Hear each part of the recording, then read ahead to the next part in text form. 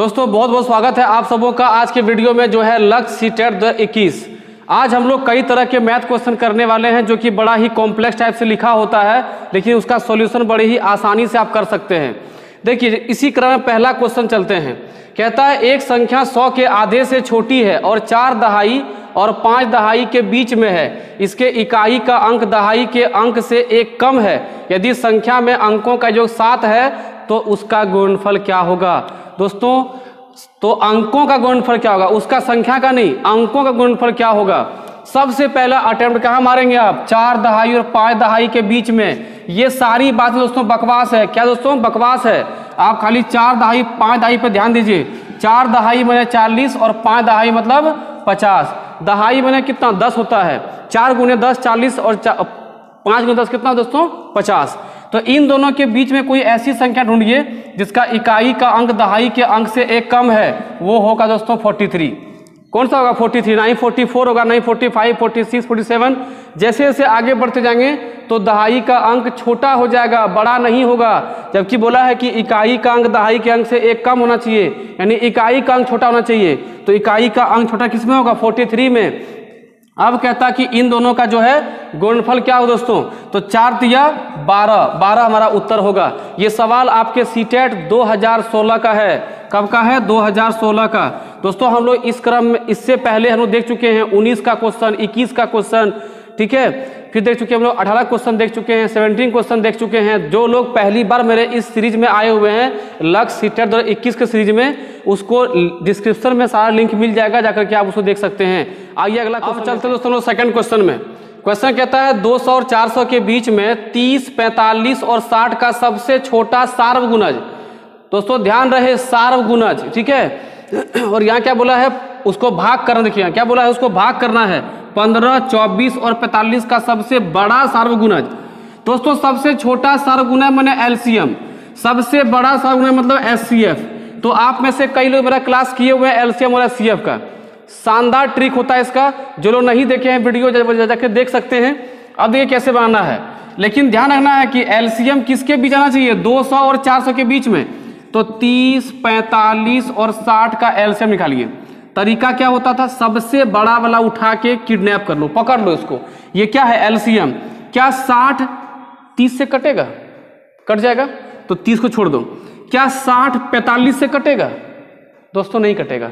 जबकि 45 में क्या है 15 गुने 3 और 60 में क्या है 15 गुने 4। ध्यान दीजिएगा 15 मिल गया दोस्तों, लेकिन 3 और 4 नहीं मिला। मिलाने के लिए इसको 3 देना पड़ेगा। कितना 3 देना पड़ेगा। कितना दोस्तों आ गया 180। इसका मतलब कि इन तीनों का एलसीएम दोस्तों कितना है 180। लेकिन क्या 180 इन दोनों के बीच में है, 200 और 400 के बीच में है, तो नहीं है। एक काम करिए इसको डबल कर दीजिए। याद रखिएगा आप डबल ही कर सकते हैं, जोड़ नहीं सकते हैं, दुगुना तिगुना कर सकते हैं। अब बताओ कि क्या 360 इन दोनों के बीच में आया, आराम से बोल सकते हैं कि आ गया। तो हमारा एलसीएम निकल गया। अब देखिए एचसीएफ किसका बोला है 15, 24, 45। दोस्तों 15, 24 और 45 का एलसीएम जो आएगा, सबसे पहले ये छोटका पकड़िए, छोटा वाला। क्या 15 से सब कट जाएगा। एलसीएम में किसको पकड़ रहे थे, बड़ा वाला। एचसीएफ में किसको पकड़ेंगे, छोटा वाला। क्या 15 से सब कटेगा, केवल यही कटेगा, बाकी तो कटेगा नहीं। तो 15 को और तोड़ दीजिए। तोड़ने पे कितना मिलेगा दोस्तों, तोड़ने पे मिलेगा आपको 5 या 15। देखिए अब 3 से सब कट जाएगा, लेकिन 5 से सब नहीं कटेगा। तो अगर 3 से सब कट रहा है, इसका मतलब हुआ कि इन तीनों का एचसीएफ दोस्तों कितना होगा, बताइए 3 होगा। कितना होगा दोस्तों 3 होगा। तो आपको याद रखना है कि एचसीएफ में क्या करेंगे, सबसे छोटका पकड़ लेंगे। अगर छोटा से सब कट जाए तो वही छोटका एचसीएफ, नहीं कटे उसको तोड़ दो। तोड़ने पर जिस हिस्सा से सब कट जाए वही एचसीएफ। अब कहता है कि इन दोनों को भाग करना है। भाग करोगे 12 या 36, ऑप्शन नंबर ए हो जाएगा 120 में इसका आंसर है। अब दोस्तों देखिए अगला क्वेश्चन को। ये सवाल दोस्तों रीजनिंग से जुड़ा हुआ है। किससे जुड़ा दोस्तों, रीजनिंग से। लेकिन आपको पता है कि टेट में कुछ सवाल रीजनिंग से भी आता है, जैसे कि सीटिंग से आ गया, आयु से आ गया, रैंकिंग से कभी कभी आता है, पासा से आता है। ये देखिए ये एक सीरीज है। क्या दोस्तों, एक सीरीज है, इससे भी क्वेश्चन दिया हुआ है। अब देखिए इस सवाल को बनाने का हमारा अटेम्प्ट क्या होगा, पहले उसको सीखिए। बनाना आसान है, पहले नियम क्या इसमें लागू किया था कि और भी क्वेश्चन आप आराम से बना सकें, उसको ध्यान दीजिएगा। देखिए यहाँ पे जितने भी आप फिगर देख रहे हैं सबका जो बीच का मान है वो सबसे बड़ा है। गौर कीजिएगा, यहाँ सब में से बड़ा कौन 7, सब में से बड़ा कौन 5, सब में से बड़ा कौन 15। तो आपको ये माइंड सेट कर लेना है कि दोस्तों बाहरी काम करके हमको बीच का मान लाना होगा, चाहे जोड़ना पड़े, घटाना पड़े, जो करना पड़े, लेकिन वो बीच का मान हमारा उत्तर आना चाहिए। देखिए 4 3 7 6 1 7, देखिए मिल रहा है, 3 2 5 4 1 5 मिल रहा है, 8 7 15 और 9 6 15। इसका मतलब कि यहाँ दोस्तों कितना होगा, 6 5 11 7 4 11। बोलिए इसके पास मान कितना दोस्तों, 11 हो जाएगा। तो इसमें आपको ध्यान रखना कि केवल जोड़ करके नहीं आता है, यहाँ भी जोड़ देगा, यहाँ भी जोड़ देगा, सबको जोड़ देगा, कभी किसी को गुना कर देगा। तो गुना करके, जोड़ करके, घटा करके भी आपको मान लाना पड़ेगा। अगर यदि बीच का मान सबसे बड़ा दिया है तो आपको प्रयास करना है कि बाहरी कुछ भी काम करें, हमारा उत्तर क्या आना चाहिए, बीच का मान। चलिए अगला क्वेश्चन आइए दोस्तों, अब लोग अगला क्वेश्चन को देखते हैं। कहता है कि फलों के मूल्य किलोग्राम नीचे दिए गए हैं। खरबूजा दिया गया है, चेरी दिया गया है, अंगूर का रेट दिया गया है, सेब का रेट दिया है। ध्यान रखिए प्रति किलो मैंने 1 किलो का दाम दिया है। अब क्वेश्चन कर रहा है कि रेशम ने 4.5 किलोग्राम खरबूजा, 1 किलोग्राम 200 ग्राम चेरी और 250 ग्राम अंगूर और 1.3/4 किलोग्राम सेब खरीदे, तो उसने दुकानदार को 500 रुपये अगर दिए तो कितना वापस मिला। देखिए इसमें बहुत दिमाग लगाने का आपको आवश्यकता नहीं है, खाली जैसा क्वेश्चन में बोला गया और हम जो आपको बता रहे हैं उस हिसाब से आप चलिए।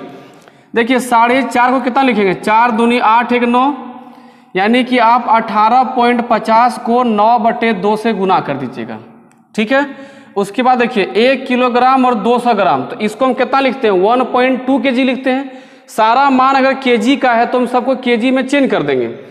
तो दोस्तों देखिए चेरी का कितना दिया है, 72 रुपया के हिसाब से 1.2, 1 किलोग्राम 2 यानी 1.2 से इसको भाग कर दीजिएगा, ठीक है। इसको भी अब 4.5 से अगर भाग करेंगे तो खैर एक ही बात है, कोई दिक्कत नहीं है, यहाँ से भी कुछ मान आ जाएगा। और सेब बोलता तो दोस्तों कितना, 250 ग्राम, तो अंगूर 250 ग्राम, तो 120.60 को और 250 ग्राम कैसे लेते बताइए, 1/4 kg, क्योंकि पूरी 1000 ग्राम उसमें से कितना लेना, 250 ग्राम, तो कितना होगा, 1/4 हिस्सा हुआ ना, तो इसको आप 1/4 से गुना कर दीजिए। फिर दोस्तों कितना, सेब बोल रहा है दोस्तों 1 किलोग्राम 3/4 किलोग्राम, यानी 4 1 कम 4 3 7, तो ये आपको 78.40 को गुना करना है 4 कम 4 3 7/4 से। तो सबका अपना रुपया कुछ कुछ मान आएगा और जैसे मान सब आएगा उसको जोड़ देना है, ठीक है।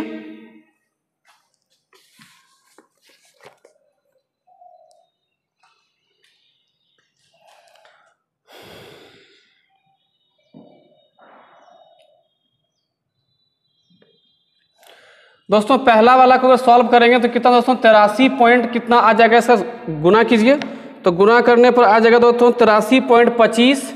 अगला गुना करने से आ जाएगा दोस्तों आपका 86.40 और उसके बाद अगला गुना करोगे तो इसका आ जाएगा आपका कुल मिलाकर के आ जाएगा आपका 30 टका 15 पैसा। उसके बाद चौथा को गुना करोगे तो इसका आपका आ जाएगा 137.2। अगर आप इन सब पैसे को जोड़ देंगे तो सब पैसे को जोड़ेंगे तो आपका आएगा दोस्तों 337 रुपया आ जाएगा। कितना दोस्तों आ जाएगा, 337 रुपया आ जाएगा, ठीक है लगभग में। तो अब उसके बाद जो है आपने क्या किया, 500 का नोट दिया, तो 500 में 337 घटाइएगा तो आपका मान दोस्तों कितना आ जाएगा बताइए, आपका मान आ जाएगा 163 रुपया। तो 163 रुपया आप क्या करेंगे दोस्तों, इसको वापस करेंगे, ठीक है। इस तरह से आप क्वेश्चन को सॉल्व करेंगे, आराम से क्वेश्चन आपका सॉल्व हो जाएगा, ठीक।